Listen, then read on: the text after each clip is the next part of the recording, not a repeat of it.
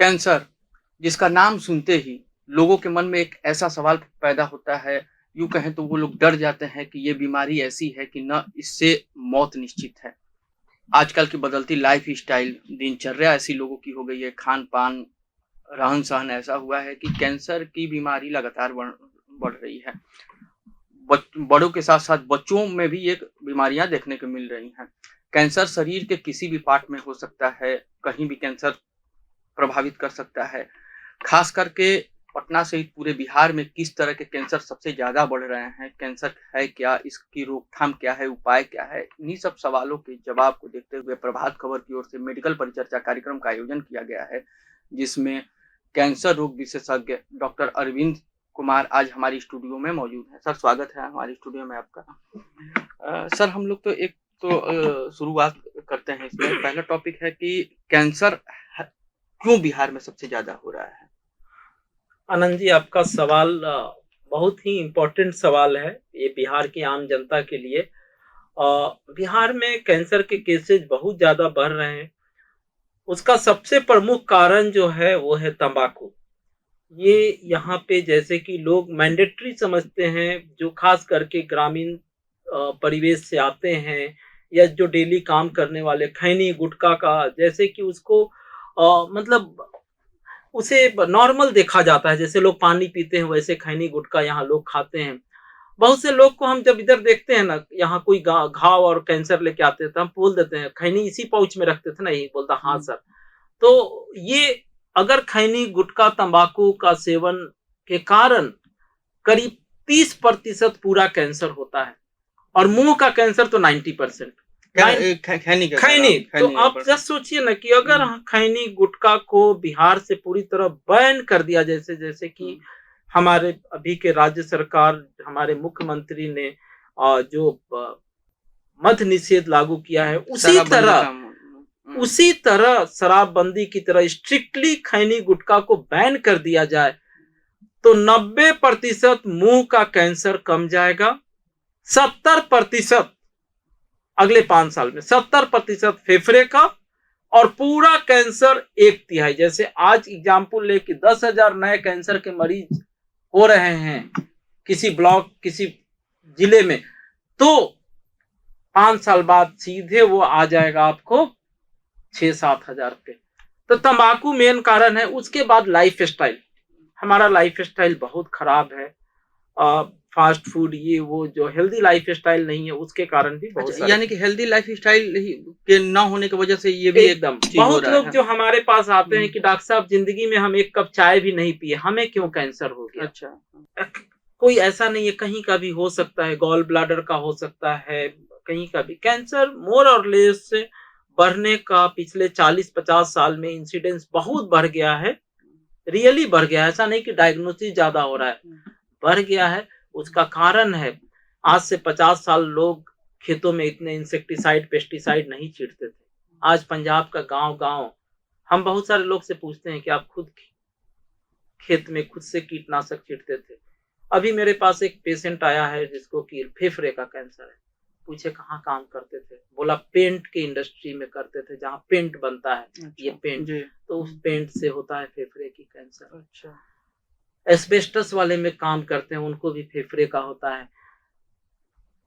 आज का मेन बोलने का मतलब है कि आज का जो हम खाना खाते हैं उसमें इतने इंसेक्टिसाइड पेस्टिसाइड छीटा हुआ है, वो कार्सिनोजेन होता है। कार्सिनोजेन मतलब जो कैंसर को जनरेट करता है, जेन मतलब बढ़ाता है। हाँ, रोड पे जो चलते हैं, 40 साल पहले रोड पे इतना धुआं नहीं था जो कार से या जो वाहन से धुआं निकलता है। इसके अलावा 40 साल 50 साल पहले लोग इतना खाना नहीं खाते थे। आज सवेरे, आज हम लोग सबके पास पैसा है, हम लोग सब अमीर हैं, सोचते हैं कि हम 15 बार खा सकते हैं। सवेरे बेड टी से बात शुरू होती है, बेड पे टी मिलती है, फिर 9 बजे नाश्ता, भूख लगे या नहीं नाश्ता, 1-1:30 बजे फिर खाना, 1-1:30 बजे और 9 बजे के बीच में ऑफिस में, 11 बजे फिर चाय बिस्किट, फिर 3 बजे चाय बिस्किट, 5 बजे फिर चाय बिस्किट, घर गए तो फिर रात को आईपीएल चल रहा है तो 12 बजे तक फ्रिज से निकाल के।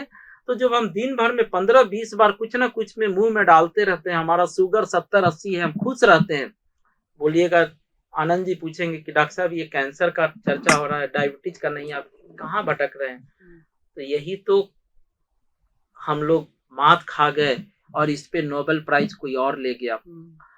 जब हम दिन भर खाना खाते रहते हैं कुछ ना कुछ थोड़ा थोड़ा, तो हमारा पैंक्रियाज यहाँ पे है जो इंसुलिन निकालता है, और ये इंसुलिन हमारा शुगर को, फूड को डाइजेस्ट करके शुगर को नॉर्मल रहता है। आज से 20 साल पहले, 50 साल पहले लोग सवेरे एक बार खा के खेत निकलते थे, रात को, शाम को एक बार खाते थे, रात को नहीं। 14-15 घंटे की फास्टिंग पर डे उनकी होती थी। तब ये लाइट्स बहुत रईस लोगों के पास होती थी।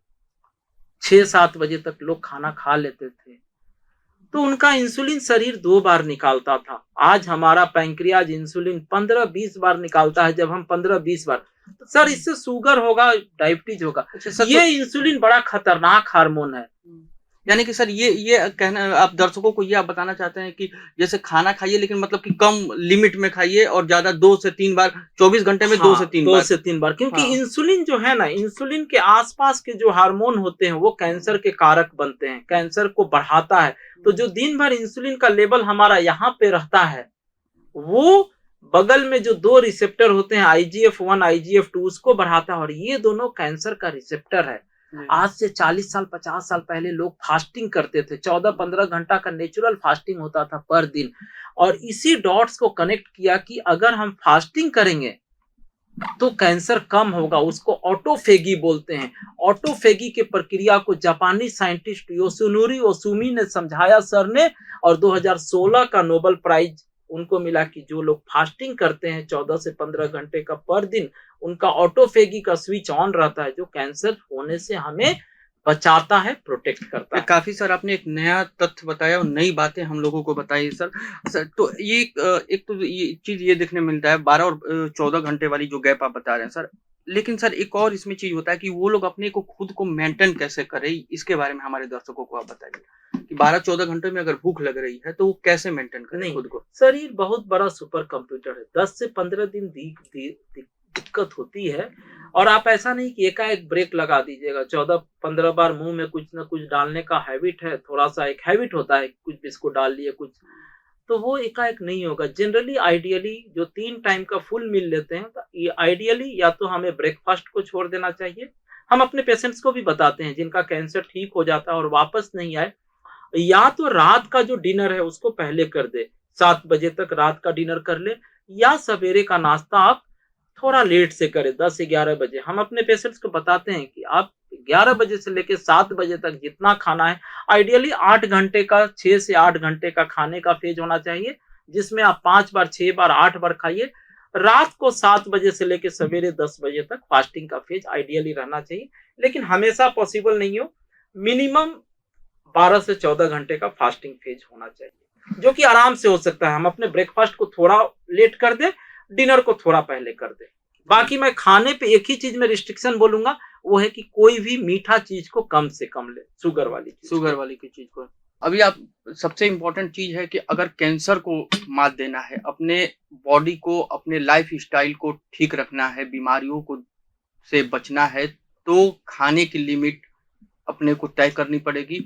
इसके अलावा 12 से 14 घंटे का जो गैप है, इसको मेंटेन करना पड़ेगा आपको। साथ ही अगर कोई भी लक्षण होता है, कोई भी बीमारी होती है, तो जाके जांच करवाना सबसे इम्पोर्टेंट है। अभी आप सुन रहे थे पटना के प्रसिद्ध कैंसर रोग विशेषज्ञ डॉक्टर अरविंद कुमार को। बहुत बहुत धन्यवाद सर। प्रभातखबर.com, विश्वास वही, रफ्तार नहीं।